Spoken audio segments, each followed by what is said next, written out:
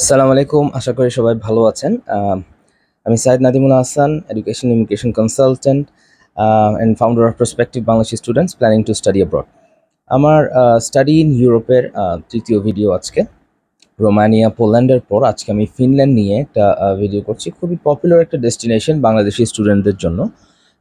কারণ over the past 1-2 years যা দেখতেছি সেটা হচ্ছে স্পাউস নিয়ে অনেক দেশে যাওয়া যে বিষয়টা আছে সেখানে অন্যান্য দেশ যেভাবে রেস্ট্রিকশন দিয়েছে, ফিনল্যান্ডে মোটামুটি আপনি স্পাউস নিয়ে আসার সুযোগটা আছে, সেটাকে অনেকে কাজে লাগাচ্ছেন। সো আমি দেরি না করে মেইন ভিডিওতে চলে যাচ্ছি। ফিনল্যান্ড হচ্ছে আপনার নর্দার্ন ইউরোপিয়ান কান্ট্রি, তো এটার কারেন্সি আপনার ইউরো, আর এটা একটা সেনজেন কান্ট্রি হওয়াতে আপনার অন্য দেশের এক্সেসটা সেনজেনভুক্ত যে অন্য দেশগুলো আছে 27-28টা দেশ আছে, এগুলোর এক্সেস খুব ইজি। আর এখানে যা মোস্টলি ব্যাচেলার্স অ্যান্ড মাস্টার্সের জন্য ইউজুয়ালি সবাই অ্যাপ্লাই করে থাকে। তো এটা প্রসিডিওরটা একটু ডিফারেন্ট অন্য কান্ট্রি থেকে, কারণ আপনার ফিনল্যান্ডে ব্যাচেলার্স অ্যান্ড মাস্টার্স করতে গেলে আপনাকে তাদের যে জয়েন্ট অ্যাপ্লিকেশন ন্যাশনাল পোর্টাল এখানে অ্যাপ্লাই করতে হবে। সেটা প্রায় 1 বছর আগে, অলমোস্ট 1 বছর আগে, যেমন ধরেন এই যে সেপ্টেম্বর সেশনের জন্য, সেপ্টেম্বর 2024 এখানে যারা এখানে স্টুডেন্টরা যাবে তাদের অ্যাপ্লিকেশন কিন্তু শেষ হয়ে গিয়েছে অলমোস্ট জানুয়ারিতে, গত বছরে, মানে এই বছরে জানুয়ারির 8 থেকে 22 এরকম একটা, 3 থেকে 17 বলে অনেকে, 8 থেকে 22 এরকম একটা ডেডলাইন থাকে। সো আপনি যখন ফিনল্যান্ডের জন্য প্ল্যান করবেন অবশ্যই আপনাকে 1 বছর আগে থেকে প্ল্যান করতে হবে। দুইটা কথা একটু বলে রাখি, ব্যাচেলার্সের জন্য আপনি নর্মালি কিন্তু অ্যাপ্লাই করতে পারবেন, বাট ফর মাস্টার্স সেখানে আপনাকে অবশ্যই ব্যাচেলার্সের পরে রেলেভেন্ট ওয়ার্ক এক্সপিরিয়েন্স লাগবে 2 বছরের, এটা খেয়াল রাখবেন। সো কি কি লাগে আপনার, একটা সিভি লাগবে, কভার লেটার লাগবে, দেন হচ্ছে এই যে একাডেমিক ডকুমেন্টসগুলো আছে এগুলো সবগুলো গোছানো লাগবে।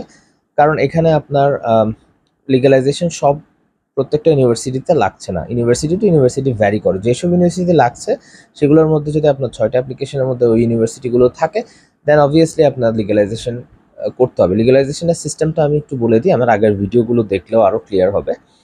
সেটা হচ্ছে আপনার যে এসএসসি, এইচএসসি বা আদার যে ডকুমেন্টগুলো আছে সেগুলো, স্পেশালি এসএসসি এইচএসসির কথাই বলি, কারণ ইউনিভার্সিটিতে তো আপনার রেসপেক্টিভ ইউনিভার্সিটির রেজিস্টার বিল্ডিং বা একাডেমিক বিল্ডিং থেকে আপনার করে নিতে হবে অ্যাটেস্টেশন। বাট এসএসসি এইচএসসিগুলো আপনি নিজের বোর্ড থেকে অ্যাটেস্টেশন করে মিনিস্ট্রি অফ এডুকেশন থেকে অ্যাটাচমেন্ট করে নেবেন। তারপর এগুলোকে আবার যদি মাস্টার্সের জন্য হয় সেক্ষেত্রে সেম আপনার ব্যাচেলার্সটা অ্যাড হবে, সেগুলো সব 4 সেটের মতো বা যত সেট ওদের রিকোয়ারমেন্ট থাকে এইগুলো রেডি করে ফরেন মিনিস্ট্রিতে যেয়ে সেগুলো সব লিগ্যালাইজ করে নিতে হয়। তো এখন যে প্রশ্নটা সব থেকে বেশি আসে, ভাই আইএলস কি লাগবে কিনা ফিনল্যান্ড যাওয়ার জন্য? অবশ্যই আইএলস লাগবে। আইএলসের পাশাপাশি আপনি ওখানে যেয়ে ফিনিশ ল্যাঙ্গুয়েজটা আস্তে আস্তে শিখতে হবে, কারণ আপনি ওই দেশে থাকতে হলে ফিনিশ বা সুইডিশ ল্যাঙ্গুয়েজ এটা না জানলে আপনার জন্য চলাফেরা ডিফিকাল্ট হয়ে যাবে। যদিও ইংলিশ ডট প্রোগ্রাম সবাই ইংলিশে কম বেশি কথা বলতে পারবেন, বাট পার্মানেন্ট রেসিডেন্সির ক্ষেত্রে আপনার ফিনিশ ল্যাঙ্গুয়েজটা জানতে হবে, বা ওটা আসতে পরের বিষয়। আপনি তো আগে সেখানে ঢুকবেন, ঢুকতে আপনার ইংলিশ রিকোয়ারমেন্ট দিয়ে হবে। তো আইএলসের রিকোয়ারমেন্ট কি, আইএলস টোফেলকে এখানে বেশি চলে, আইএলস 6 to 6.5, টোফেলের ইকুইভ্যালেন্ট যে স্কোরটা ওটা এইভাবে এখানে অ্যাকসেপ্টেড হবে।